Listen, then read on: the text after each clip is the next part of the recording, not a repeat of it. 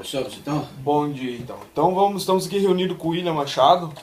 Ele é engenheiro químico, certo? Trabalha no IAP, concursado. Se puder dar alguma explanação sobre o meio ambiente, quais são os que está acontecendo no estado, até no próprio município, que é relevante e é bom, porque notícias ruins a gente acompanha todo momento nos noticiários, né? Então, o que tiver de bom para nos falar, a gente agradece. Bom, na realidade, a questão ambiental no Brasil é uma coisa nova.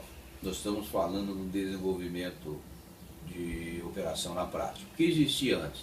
Se você pega lá nos anos de 1900, 1800, no estado do Paraná tinha o que eles chamavam do Departamento de Geração de Energia, porque naquela época os municípios tinham seu próprio fornecimento de energia, se possível, e também a questão de águas e esgotos. Então isso veio num processo de avaliação, e quando o Brasil então busca o financiamento para construir Itaipu, o Banco Mundial, em função de financiamentos na África e na Ásia que geraram grandes desastres ambientais, exigiu então que o país tivesse a estrutura da questão ambiental.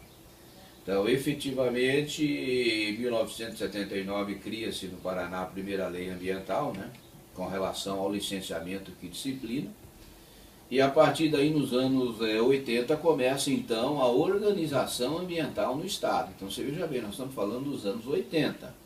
Por exemplo, eu sou uma geração de 82 que veio da academia sem que a academia possibilitasse a discussão da questão ambiental. Correto. Então a partir daí começou a descentralizar as estruturas públicas, na época a Surema, que cuidava com relação ao licenciamento ambiental de atividades poluidoras, e nós tínhamos o ITC, que cuidava das terras e também das florestas no estado do Paraná. Em 92, a fusão dos dois e cria o IAP. Então, veja bem, nós estamos falando da década de 80. Então, na academia por ser da engenharia química, nós tivemos então 2 ou 3 cadeiras relacionadas a tratamento de efluentes industriais, essas coisas, o que possibilitou então a gente, por concurso, entrar para desenvolver essa atividade. E a nossa política ambiental, ela é baseada nas melhores leis no mundo. Se você pega a água, é a legislação francesa. Se você pega a questão da atmosfera, na legislação alemã, né? Certo. E a outra de licenciamento, a legislação americana. Então a gente vem aplicando lá. Quais que são o nosso balizamento em termos legais? Princípio da prevenção e precaução. Que lá na nossa política nacional de 1981 já surge lá esses princípios. E lá já baliza quais os instrumentos de gestão ambiental poderia ser desenvolvido. 2 importantes, o licenciamento ambiental e o impacto ambiental, que ao longo ele é materializado na Constituição de 88, naquele artigo 225, e depois ele é retrabalhado na sequência das políticas nacionais a nível federal. Ali cria então o CONAMA, ali cria o CISNAMA. Para entender bem, o CISNAMA é o Sistema Nacional de Meio Ambiente, onde todos os órgãos ambientais que querem fazer o exercício da legislação ambiental, eles têm que ser registrados. Quem é lá tem assento no Conselho Nacional de Meio Ambiente, que é onde discute as demandas, as modernidades ou as flexibilidades das legislações anteriormente existentes. Então, tem leis que são concorrentes. Vocês que são da direita sabem o que é concorrente. A União, o Estado e o município podem legislar. Qual que é o princípio básico? Tem que ser as suas leis, os seus decretos, seus órgãos e o investimento por concurso das pessoas que vão operacionalizar isso. Se não existir isso, não pode exercer atividade de fiscalização ambiental. Muito menos autorizar corte de árvores em passeio público, né? Porque você não tem o dispositivo legal para fazer o licenciamento.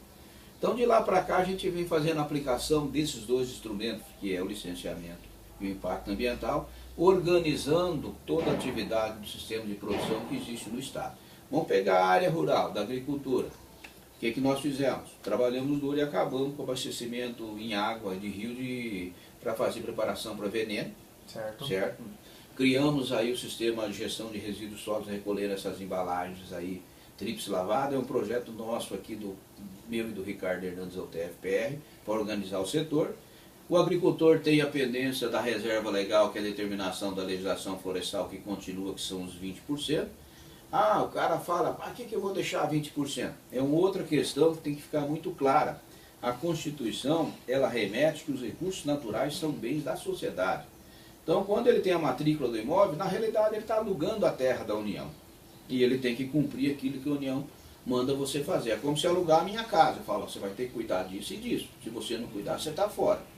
Então, a reserva legal é importante para o banco genético, geração de sementes e manutenção das espécies, para que no futuro a gente pode trabalhar a questão da genética, uma série de questão da biotecnologia. Estamos entrando numa era biológica, saindo da era química. E tem a questão da preservação permanente. Preservação permanente discute na área rural uma tipificação moderna agora e discute na área urbana. Nós fizemos um simpósio ali na Associação Comercial, mais ou menos uns 60 dias atrás, discutindo a PP em área urbana, que vem sendo aplicada de forma errada pelos municípios com relação a essa situação.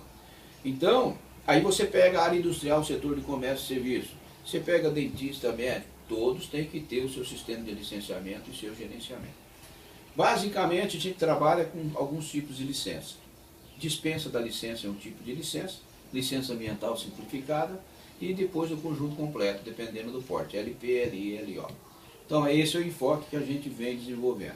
Nós trabalhamos sempre, quando você licencia, nós temos o princípio seguinte, nosso princípio ambiental, não existe o direito adquirido, e nós trabalhamos com o direito da terceira geração. O que significa? Significa que nós temos que fazer uma projeção no futuro para garantir os recursos naturais para gerações futuras e para garantir o menor impacto dessas atividades para as gerações futuras. O pessoal não entende isso, né? Muitas vezes a gente diz não por quê? Baseado nesses dois princípios.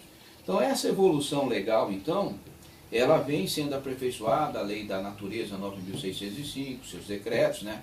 Ela vem sendo aperfeiçoada e ela vem sendo cada vez mais discutida e notada em função das novas gerações que já tem o conceito ambiental embutido, né? Lá atrás, nos anos 80, aqueles trabalhinhos que a gente fazia, varal de poesia, dia do meio ambiente, então você veio criando uma cultura para você aproximar do tema essas pessoas e as academias nossas, né? Hoje tem direito ambiental, hoje tem engenharia ambiental, hoje tem várias, mesmo os cursos tradicionais, né? Eles já reformularam voltando para a área ambiental. E cada vez mais ela vai ser questionada, ela vai ser monitorada, né?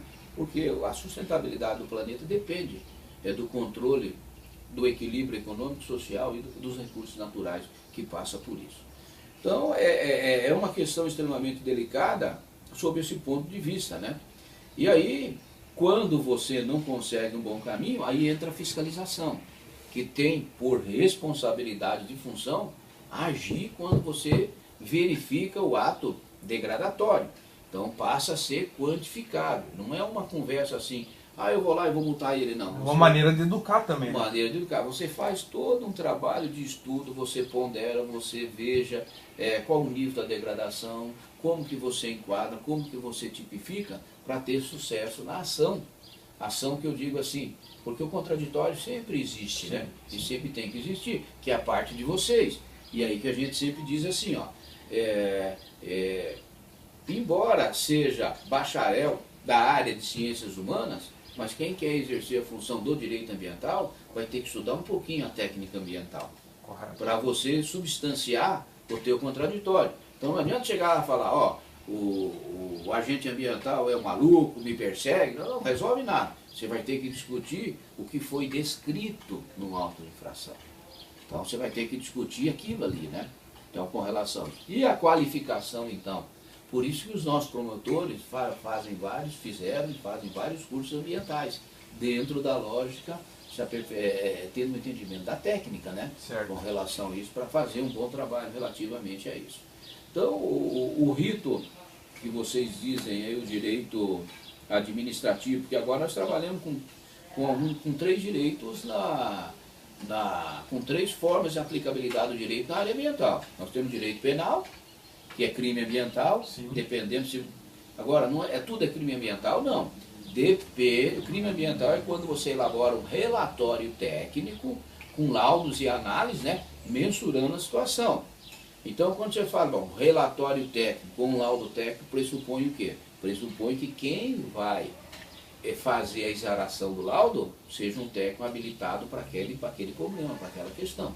Aí veja bem, aí já começa, todo mundo pode fazer trabalho de licenciamento ambiental? Não, depende do que ele analisa e depende da sua habilidade, a habilitação técnica, né? Então, engenheiro agrônomo, engenheiro químico, engenheiro civil, né?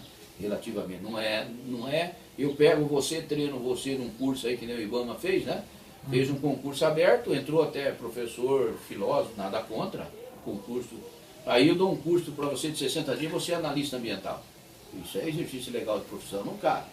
Então tem essas dificuldades. Então, esse aperfeiçoamento legal que vem sendo evoluindo, ele evolui em todos os atores. Você pega a indústria, quem tem o sistema produtivo, você pega comércio e serviço, eles também estão estudando a questão ambiental. Certo. Eles estão, então, hoje pode-se dizer que ela faz parte do nosso cotidiano. E ela tem que ser mais debatida, né? Por quê? Porque quanto mais você debate os temas, vamos pegar o perímetro urbano, beleza.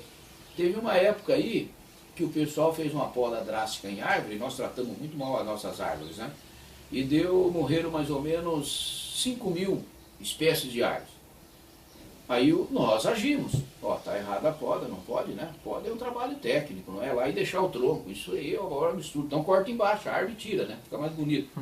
Essa questão foi parar no Supremo Tribunal Federal. Dr. Maurício Correia, na época ministro, que deu a decisão que o único órgão no estado do Paraná que tem a função e a obrigação de fazer gerenciamento era o IAP. E aí nós ganhamos a ação motivada contra os municípios, contra o IAP, né? Sim. Lá no Supremo Tribunal. Então você veja onde chega a coisa. Hoje todo esse nível de discussão vem. E o direito ele tem que acompanhar essa evolução. Assim como a engenharia tem que acompanhar essa evolução. Hoje nós temos instrumentos que nós não tínhamos na década de 80 para fazer controle ambiental. Sim. Hoje você tem estação que monitora 10 em 10 minutos, 5 em 5 minutos, uma água, um ar. Né? Nós temos várias... A evolução da tecnologia ela tem ajudado a questão ambiental. Mas o debate maior que deve ser conduzido é o debate da sociedade. Eu sempre digo o seguinte, faço essa brincadeira aí quando eu dou meus cursos aí fora nas universidades e tal. O que é qualidade de vida para você? Então você vê que a qualidade de vida ainda ela é um conceito subjetivo. Depende.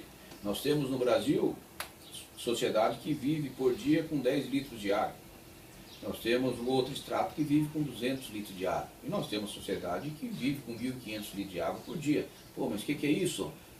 O recurso natural, a água não é de todo mundo? Não tinha que ter uma distribuição? Mas não tem. Então você tem uma série de fatores que tem que ser... Falei um item só, que tem que ser corrigido. E a ambientação urbana, a ambientação da sua área de vivência hoje, a gente nota que as novas gerações elas são mais exigentes, né, do que as antigas. Então nós estamos trocando um conceito de geração. E aí nós temos que entender que os conceitos de aplicabilidade, as leis têm que ser reescritas de acordo com aquele modelo. Por quê? Porque um outro aspecto do licenciamento ambiental, você tem que observar os aspectos culturais da sociedade. Certo. Aí você falou índio, né? Nós trabalhamos muito com índio, cuidamos da reserva lá, até que voltou para o IBAMA, né? Então nós prendemos vice-cacique, tirando madeira, nós veio o pessoal encher o saco, ele está vendendo passarinho, por lei ele pode vender o passarinho, mas nós não podemos comprar o passarinho. Você entendeu? Então tem uma série de funções aí que muitas vezes aí fora não se entende e se converte. Outro erro fatal no planejamento, não existe planejamento dos municípios. Então você cria uma área industrial, um exemplo. No entorno da área industrial você cria o quê? Você cria um loteamento residencial, já dá conflito. Aí começa a ter interferência ambiental do setor industrial nas residências. Aí essa demanda vai para discutir no judiciário. O judiciário puxa o princípio da legislação, diz que prevalece o interesse da sociedade, não é isso? Tchau para as empresas. Certo? Aí você tem áreas verdes que você tenta fazer ambientação, certo? Nem todos os municípios. Aí o que o município faz? Força a expansão imobiliária para suprimir essa vegetação. Então aí você tem um conflito direto, uma briga direta com relação com quem tem a função de defender o capital da sociedade futura, né? Que é o agente ambiental, seja bom, seja ruim, Mas a nossa política nacional lhe deu esse direito, né, junto com a sociedade. Então, quem defende o meio ambiente é só o IAP? Não. É o IAP e a sociedade. No Sudoeste é o IAP e a sociedade do Sudoeste. Em Pato Branco é o IAP e a sociedade de Pato Branco. Os dois têm o poder de se manifestar perante a legislação a qualquer regularidade verificada.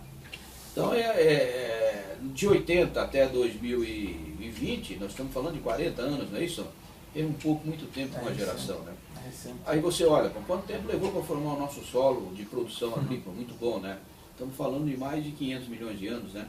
Certo. No entanto, dá uma chuva, esse capital natural que é a riqueza do agricultor, vai para o rio, vai embora. Ah, então vamos lá. Bom, levou todo o meu solo. Tem fábrica de solo aí para você comprar? Chega lá, eu quero comprar aí 10 toneladas de latossolo, por exemplo. Tem? Não tem. Ah, quanto que eu vou voltar a ter solo? Daqui 500 milhões de anos. Então nós não cuidamos nem daquilo que é a sustentabilidade econômica e de produção nossa, né? Então, na realidade, fala assim, a agricultura é de precisão, a melhor agricultura do mundo, sustentável. Tudo mentira. Hoje o setor que está mais se ajustando à sustentabilidade são as indústrias. Por quê? Porque como são fontes pontuais e não difusas, o que é pontual? Você vê, né? Você vê a chaminé, você vê o cano saindo, essas têm uma fiscalização mais em cima, assim, tem um controle maior, né? Mas é um aprendizado. Aí o pessoal fala, mas lá nos Estados Unidos funciona. Sim, nos Estados Unidos ele trabalha há mais de 200 anos com controle ambiental. E aí? Né? Existe mudanças climáticas? Existe mudança climática. A temperatura da Terra está aumentando. O que é o planeta? Então, por exemplo, o planeta, imagine você um bolo com aquele sistema de proteção do bolo, correto? Então, o sistema de proteção de bolo do nosso planeta é a troposfera.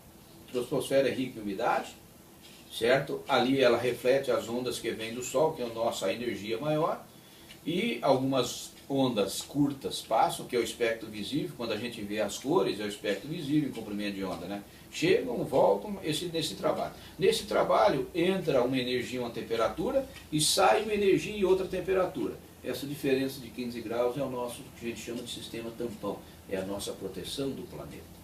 Bom, aí com a atividade humana, com a industrialização, todos esses aspectos, o que aconteceu? Nós estamos emitindo mais gases de efeito estufa, né? Que é a discussão. Mas existe gás de efeito estufa natural.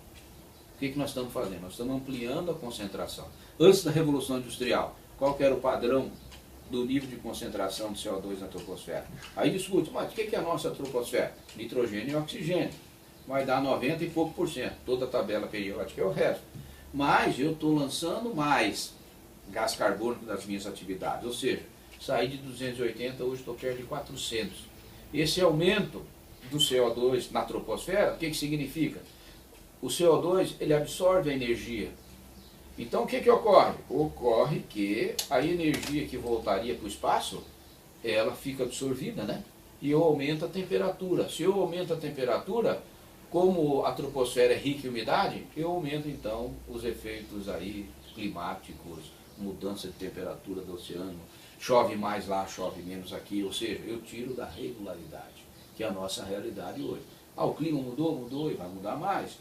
Outra questão que se discute com relação a essa troposfera aí, com relação ao tsunami do Japão, mudou um pouco o eixo da Terra. Hoje se discute, o dia não tem mais 24 horas. Mas eu estou notando, corre muito depressa, né? Ah, como vai se ajustar isso? Mas os estudiosos estão chegando à conclusão como vão fazer, certo? E aí tem outra coisa, nós estamos esperando aí, para os próximos 20, 30 anos, né? Um abalo sísmico muito violento, principalmente aqui na América do Norte, né? Então, o estudo da geotecnia, ele já vem indicando as mudanças, né?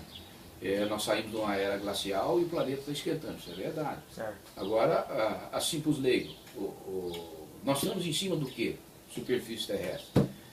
Nós temos uma crosta aqui de mais ou menos 33 quilômetros.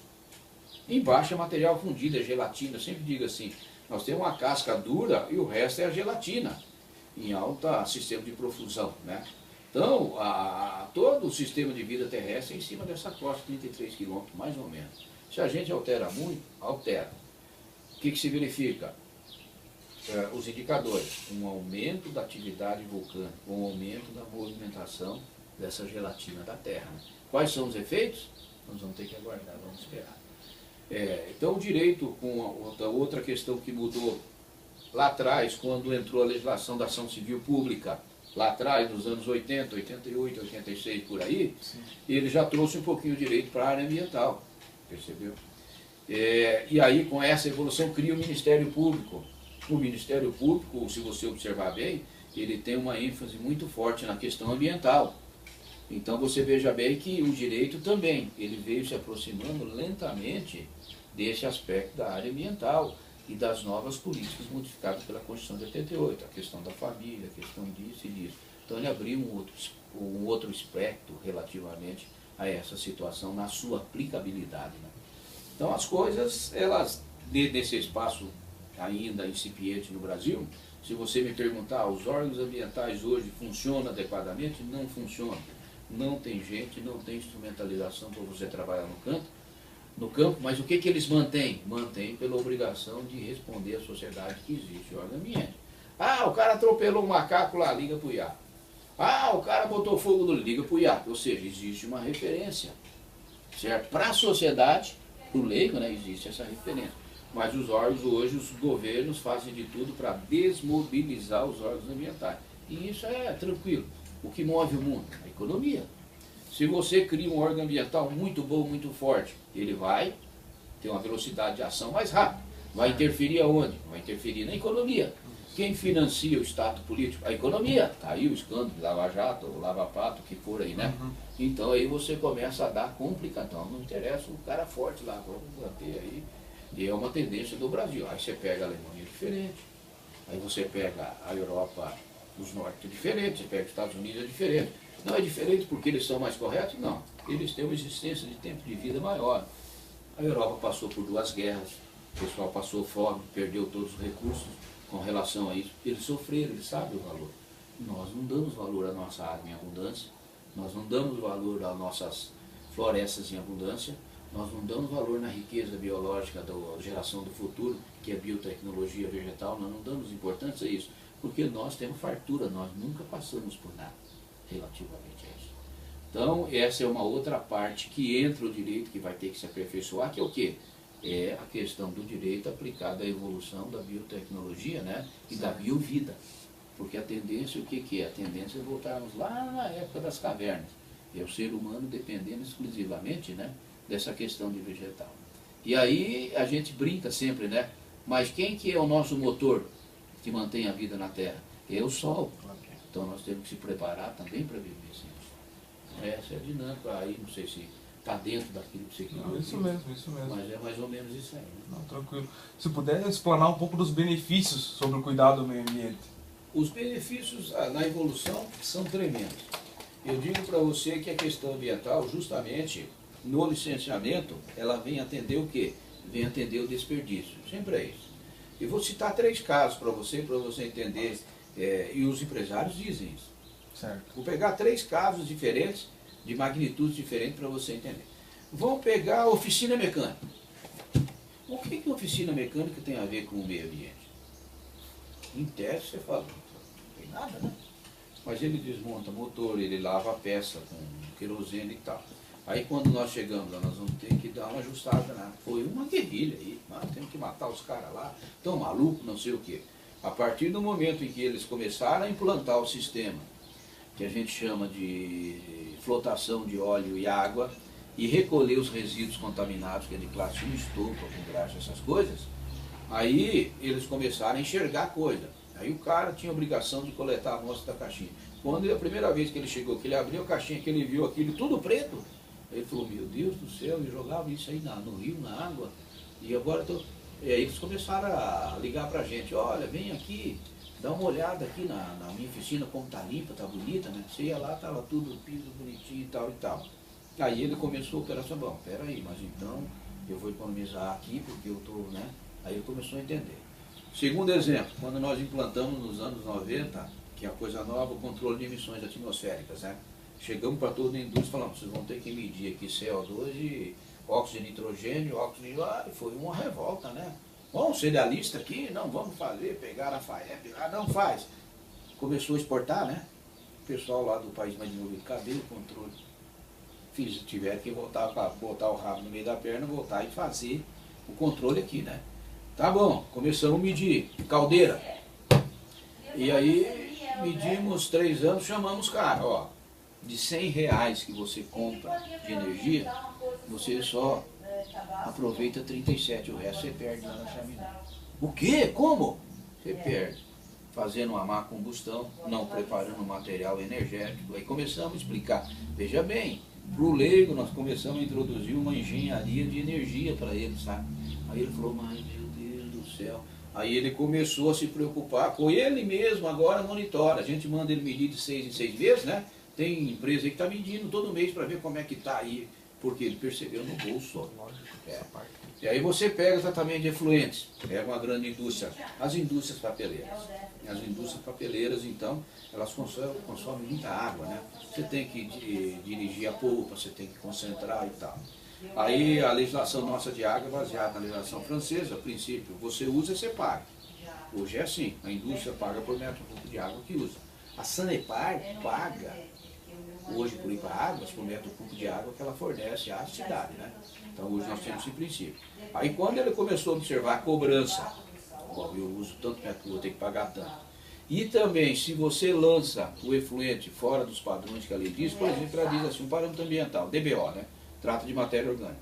Se a lei diz que ele tem que lançar 60, ele lançou 100, ele vai recolher mais valor em cima disso, né? Agora, se ele lança, por exemplo, 60, ele lança 40, ele pode pedir um desconto na água que ele paga na entrada. Aí o pessoal começou a botar isso no papel.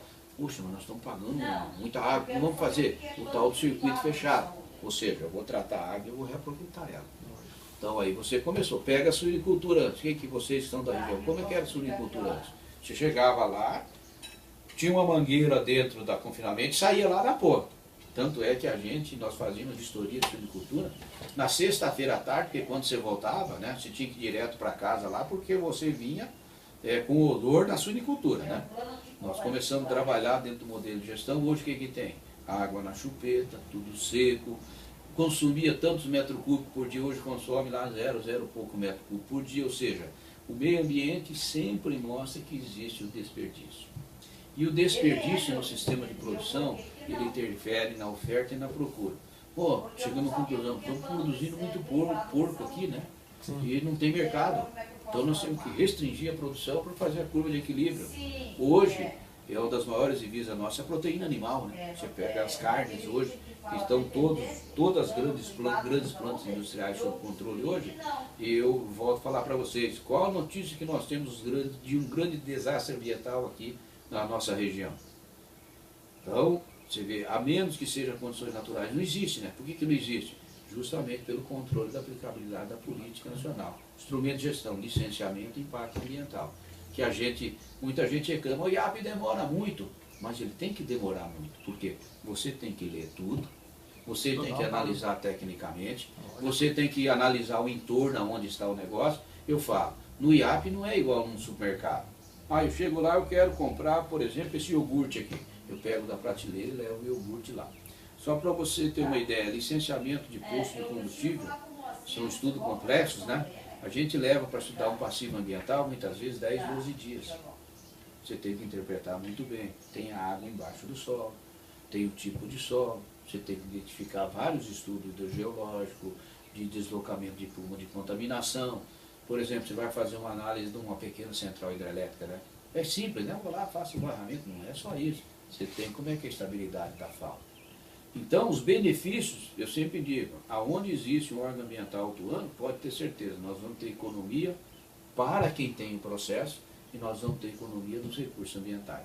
Aí nós estamos exercendo o que nós chamamos de sustentabilidade. Aí nós estamos exercendo aquilo que nós chamamos para garantir os recursos naturais para as gerações futuras. Porque eu, quando licencio, eu não olho para você mais. Você já passou no meu campo de visão. Eu olho para o teu filho, para o teu neto, né? Eu penso assim, como é que nós vamos manter isso aqui lá na frente? Então essa é a nossa obrigação funcional, né, com relação a isso. Correto, seria isso então. Beleza, então. Muito obrigado. Então. O que precisar, nós estamos às ordens. Fica tranquilo. Muito obrigado mesmo. Eu tenho atendido a tua necessidade. Ah, sim, com certeza.